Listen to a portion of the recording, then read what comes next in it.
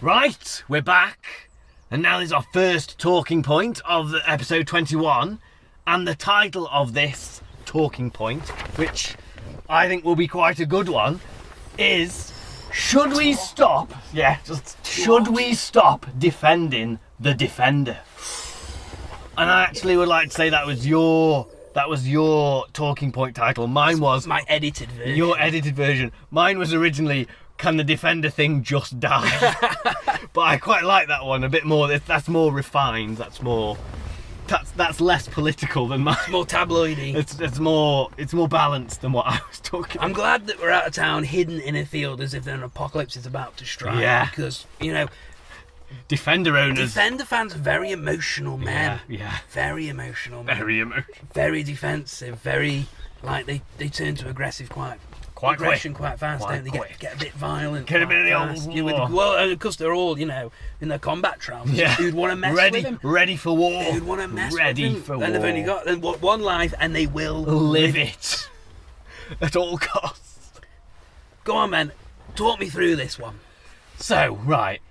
So, the Defender has ended production now, as if we didn't know, like a couple of 3 years ago. Oh, yeah. Ended production. They're still crying about it. Yeah, everyone's still moaning about it. They did a run-out series of 3, of which only one was marginally interesting, which was the retro-y vintage one. The other 2 were just like, It didn't go out well, It was just like, let's stick some alloys and some leather at it, but it's not a twisted Land Rover, but it's from Land Rover, and it's sort of a bit like that, but no, it's just a bit... It's a bit lackluster, wasn't it, really? And then really what's come out, what's brought this about is I read recently that I need to get this name right, even though it's actually a work in progress name. It's the Ineos Grenadier. Don't start me on this. So don't start me on these guys. So we'll deal with this properly shortly. But the introduction that they're going to make a new Defender, but call it the Ineos or whatever you call it, Grenadier, working title. It's kind of like, you brought this about because... Have they said they're going to make a new Defender? Right, explicitly. No, well, pretty much, but it can't be, because you see what's happened is... Have you seen the video? Yeah. I mean, it's like it's got a Pajero in it. Pajero and a chimney in it. And a chimney in it, and then it's got a bit of Defender in the background. No idea what they're doing.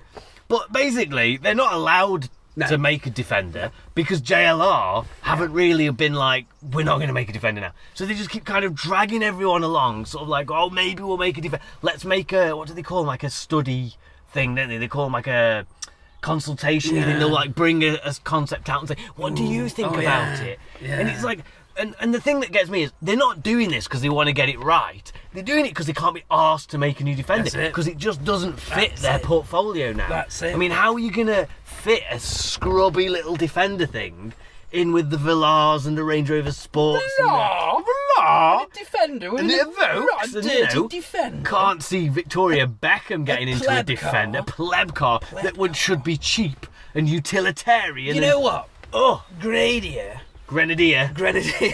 Which came from the name of a pub. That's what they call it. Oh, they're just crazy guys. Just sit in the pub, coming up with names. That's what you do. When you're trying to build a car, first thing you do is you sit in the pub, coming up with a name, because that screams a really slick business. And then laugh and say the beer was nice too, as if you weren't pissed when you came up with this idea. We're just blokes, just lads. Yeah, just lads. It should be called the Grenadier. If you're going to make a new Defender, you should call it the Grenadier. Yeah. I agree, definitely. They said... Yeah. They referred to... He was driving a Defender when he says this. And he says the Classless. Yeah. And that's bollocks. It is bollocks. Bollocks because until recently they were Classless. But now Land Rover have just taken the SUV and they've made it such a Chelsea tractor. Yeah. Well, that's it. If they do make a new Defender, it will not be classless. There's no one driving round in a Defender down at Cotswold who's going, everyone probably thinks I'm really rich. Yeah. They aren't. They're just like, oh, you shitty old Defender. And the ones that are kind of, you got Twisted and that kind of, stuff like that, they are mega money, kind of tarted up things. They're like a weird... They're like G-Wagons. Yeah. For people that just... That's the problem, isn't it? Want to repress the fact they really want a G-Wagon. Yeah. Can't admit it because it's German. Couldn't drive a G-Wagon. Mildly car But they really want a super blingy, super expensive... They want a 4x4 that is in no way anymore the utilitarian...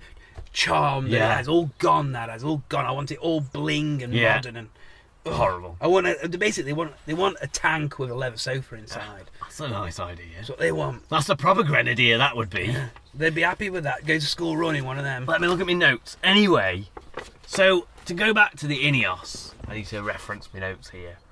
Yeah, even the Ineos, it's like it's probably the first one that's got a lot of fanfareage. But like I say, Twisted and all these are kind of trying to do like continuation Land Rovers, kind of keep it going.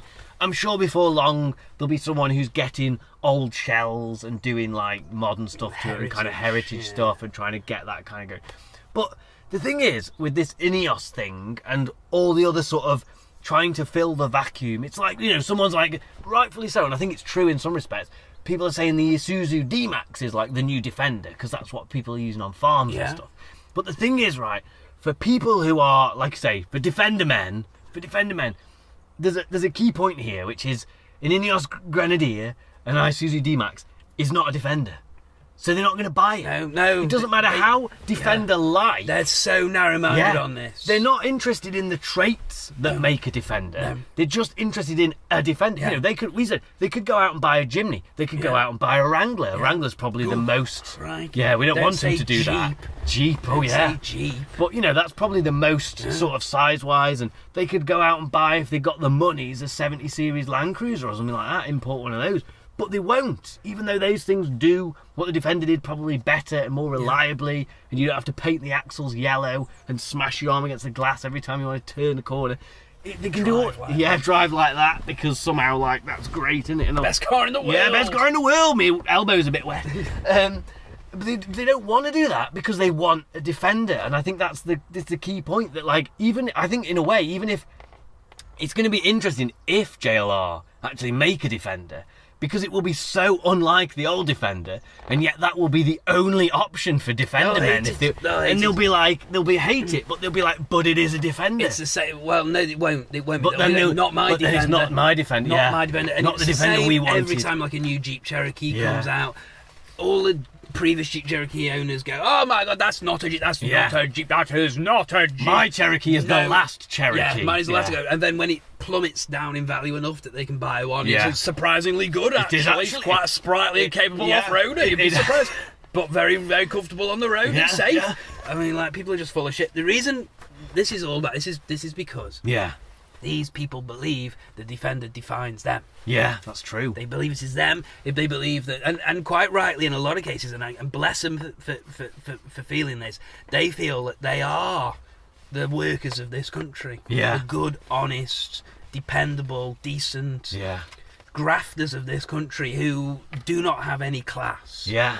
Who could one day become knighted and support the war effort on the same thing, go down the pub and drink bitter with the lads. Yeah. That's what they see in the Defender, and they don't like a Jeep because it's one of those American Joes, and they don't like the Jimny because it's them Japs, them horrible Japs and stuff like that. So I think it does come from a reasonably decent and sound place. It's just the way it's put out. And I think you're right, because this is the other point that kind of sort of defines why, like I say, they're such a tightly defined group. I think that explains maybe, because we were sort of saying we didn't get this with the Mini when the Mini ended, and well, at least when it ended. There's an interesting point about that which I want to touch on. But also the Beetle. I mean, there was the Mexico thing with the Beetles, wasn't it? They stopped making Beetles, and then you could buy them in Mexico or something for a time. But no one lost their shit in the same kind of way as is happening, and it happened.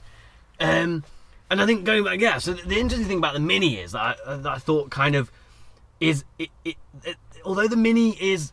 So the Mini is too. I think in my head, the Mini is like we were saying earlier today. We were just chatting about stuff, weren't we? And the Mini's too. There's too many options for the Mini, so you can never tightly define the Mini too much, because there's always someone doing something slightly different with the Mini. Yeah. Whereas the Defender's maybe a bit more narrowing it down. Yeah. And I think that maybe helps with the Mini sort of just having the life it had, and that's it. But what's interesting about the Mini is the Mini Metro, isn't it? Because that's a perfect example of this Defender mindset. Because they made the Mini and then realised that the Mini was an absolute bitch to make, wasn't it, really? It was very labour intensive, it was getting old. So we'll make the Metro, the Mini Metro as it was. It was called the Mini Metro because it was meant to it was the city version of the Mini. It was a city version of the Mini. Yeah, and it was meant Metropolitan's Mini. Yes, and it was meant to then sort of succeed the Mini. It was meant that the Mini was going to phase out, and when you look at the original Metros, you see a lot of similarities. Yeah. It's similar sort of layout inside. Just kind of better suspension, better interior, better space, more refined engines, all this sort of stuff. Made a lot of sense. Everyone was like, "No, I like Minis." So it just went on, and then we had the Rover 100 and all that sort of stuff. But the Mini outlived the Metro by I think it was 3 or 4 years. Yeah, it did, didn't it? And that says it all about this kind of mindset. No, just want a Mini.